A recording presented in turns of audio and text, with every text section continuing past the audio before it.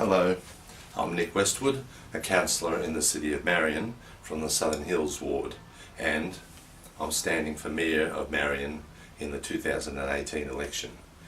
Now, my main interest in standing for council or the community work I've done in the past years is just the people of the community. I'm only interested in improving the lives of all of us, and that's why I'm there. I'm not a grandstander, and I don't do this just for ego tripping. Not interested in that kind of thing particularly. Now, if I was actually to be elected as mayor, which I'd appreciate, I'd bring a balanced, fair and resilient leadership, also a harmonious and respectful relationship with staff and councillors, and I believe I have that already fairly well, but always room for improvement. Also, I bring a focus on the needs of the people in many ways, and that's what I've been emphasising already while I've been in council, and in particular one of my little pet subjects that I've adopted more recently is the greening of grass in playgrounds, adjacent playgrounds, and certain reserves where there's not a playground nice and handy. Now, I think that we should be able to, we can afford to irrigate all the parks, all the playgrounds I should say, and the reserves, selected reserves, so that people can actually go to a park or a playground or a reserve, selected reserve, and actually enjoy some green grass during the summertime. A lot of people have complained about the fact that a lot of the playgrounds end up having green, brown grass, brown yellow grass, dead grass. How attractive is that for someone that wants to go and play there? Very unattractive, I would think. And also, of course, some of the areas turn into dust bowls because people do actually run over the dead grass, and of course that doesn't help the ground cover at all. Now, the council has started to re-landscape a lot of these areas, or try to, and cover with mulch and native plants, but native grasses, from what I can see, often are not usable for kicking a football around or throwing a ball around, a frisbee, or having a game of cricket, or running around in any way by kids or adults. So we really need a patch of lawn type grass in every reserve, every playground I should say, and selected reserves where there's not a playground nearby. So that's one of my little subjects, pet subjects, and I think that the people deserve that. The people paying rates expect certain facilities to be available to them, and I think this is one of them. Well, it is for sure. Many people have complained about no grass, green grass being available in a playground. So that's one of the things I'd like to bring in, but of course there are many more subjects, and I won't enumerate on all of them at this stage. Okay, and my aims for the City of Marion in particular is to continue the improvements that we've had over the last term, and there have been quite a few improvements. I'm very happy with what's happened in general. There have been a few hiccups, of course, but in general the place has changed in many ways, efficiencies and various things, and so I'm pretty happy with the improvements in general, and I want to continue that, most of them at the very least. Also, I'd like to consider any changes, in particular when we have cost cutting, that we're not just cost cutting in one little area or another little area, just in silos, as they say, like isolated from everything else. We should be considering it holistically. So we look at the whole machine to see how a little cut here and a little cut there, if that's what's appropriate, or a change of some other kind, how that's going to affect the whole machine. So we need to see that or try to understand that, and not just be doing little changes and little cuts without that coordinated approach, the holistic approach. Okay, and next thing is there's been a suggestion by staff, and I think this may have been moves on it already, to review the neighbourhood centres and other such facilities, and I think that's a great idea. Now, neighbourhood centres, of course, perform a great function. They generally work very well. There's a lot of stuff happening in neighbourhood centres. If you haven't been there, you want to, especially if you're not in full-time work and absolutely chock-a-block in your life, go and have a look and see if there's something for yourself that you might enjoy and join in with, because there are a lot of activities. Some are provided by staff, most I think are provided by outside providers, and various things, various exercise, physical exercise type activities and skills, computer skills, and all kinds of things, and very worthwhile. So the neighbourhood centres do very well, and I'm very happy about them, but I'm also very happy about reviewing, because we can always do things better, and we may discover some things that we can improve on. Also, I'd like to develop better relationship with staff. That's as in elected members and staff. It's a pretty good relationship, but at the moment it's not as good as it could be, especially between some elected members and staff, and I would like to see an improvement. If I am elected mayor, I can guarantee an improvement immediately. So that's, I won't speak any more on that, but I'm just saying that out openly. Also, I'm looking at my cheat sheet here on the large display. I'd like to modernise the information technology and communication system. We have modernised it to some degree, or it has been modernised at the request of elected members, but there's a lot more to be done.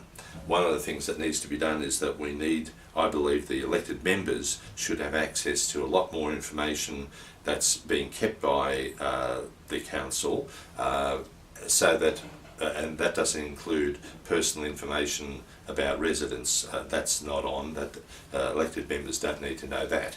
But everything else, such as the condition of various assets, various halls and facilities, we should have record of that, and we should be able to, as elected members, delve into that, log in, look at various details that we're interested in at the time, such as maintenance, what's been happening between the users and council, etc., correspondence, or anything that's known about the place, each asset item, we should be able to look at, and we don't have to then take up the time of staff, because at the moment there are a number of, I think a number of elected members who are taking up a lot of staff time trying to find out various bits of information, and we just shouldn't have to, that costs us money. We shouldn't have to pay for so much time for staff to go and dig out the information where we can look it up ourselves. That's part of the modern age. The modern age, you have access to information, and it's relevant information, and we as elected members need information. We need access to information where we can just go and look up things as I'm describing, such as assets and other things. There might be other issues come up. Well, we should be able to look up that and just see the progress without having to ask staff and take up valuable time. So this is a money-saving thing as far as anyone that's out there that wants to save money, and that'll be a few councillors as well. Oh, well, I'm happy to save money. I want to be using money more effectively. Not so much, I don't boast about trying to reduce the increases in rates or reduce rates. I like them under control, and we've done very well, I think, at this stage. But we have to spend the money wisely rather than try to reduce any more at this stage, I believe. We have to spend the money wisely, that's the big thing. And I think that's been one of my goals, and I think I have helped in that respect. Anyway, next subject is, just to finish off the modernising of the information technology and communication. So we really need to get state-of-the-art information technology and make sure that we can have access to whatever we need appropriately. Okay. I also like to embrace modern energy management. We have already, and we have a lot of solar panels on many of our facilities, on the roofs, and we're doing well in that respect. We're also, the council has also replaced a lot of the street lights, or I think most of them, I think at this stage, with modern technology, and that's a money saver, less electricity, all the good things that come with that. So I'd like to further that, and that's a good thing. I'm also interested in electric vehicles, and where possible, I think that we should make use of them if possible, and work out as wisely as possible our use of alternate technology, such as electric vehicles. Also, I'd like to explore ways in which we can help residents save on their energy costs.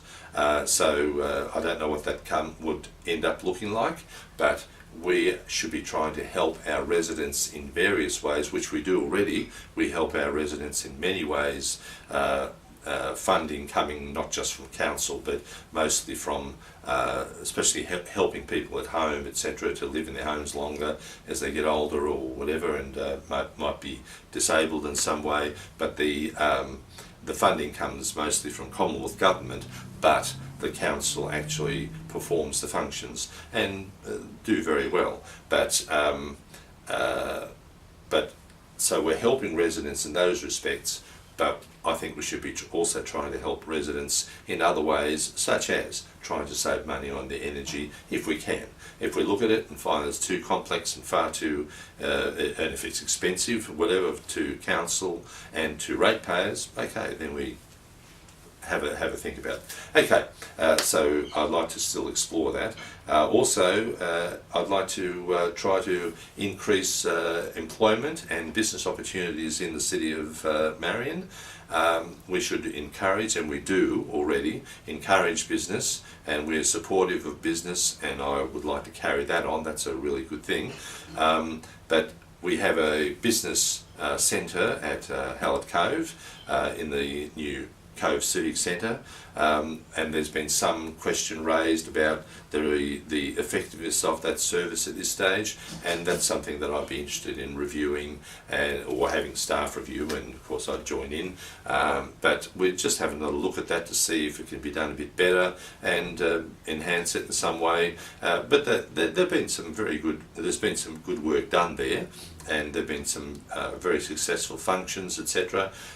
It does bring in, they do bring in a lot of business people, and there's a lot of cross pollination, and that's great. But we can possibly do it a bit better. So and so really, in that, just to finalise that point, I do believe that council should support business as much as we can within reason. Now just going to some of my background, my past paid work has included Commonwealth Public Service, taxi driving, nursing, and more recently website design and construction.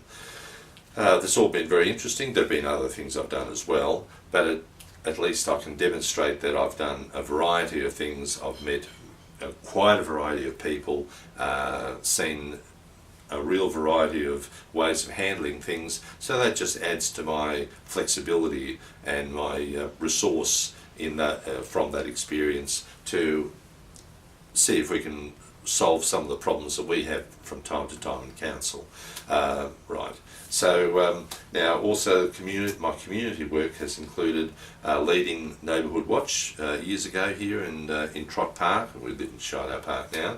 Also, I was the founding president of Sheidow Park and Trott Park Residents Association, and that was actually very interesting days when the original Southern Expressway was being built, and we used to have 100 or so at each meeting, and we were briefed every month on progress of that project, but also we had some really good successes.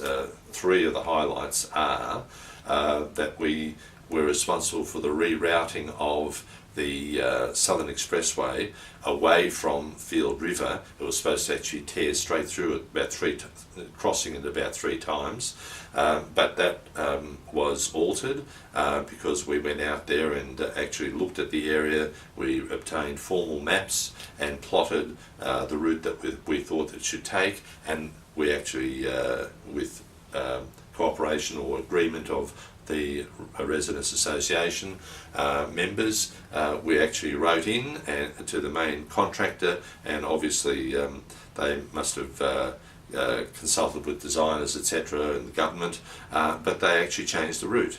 And one of the things that shows, of course, is the power of the people if you're organised and you actually approach things in an orderly manner. And so we achieved a change there at Ranella, that part that goes near South Road, closer to South Road, and then over a ridge on the other side of the river. That was the result of our work, and I was very pleased about that.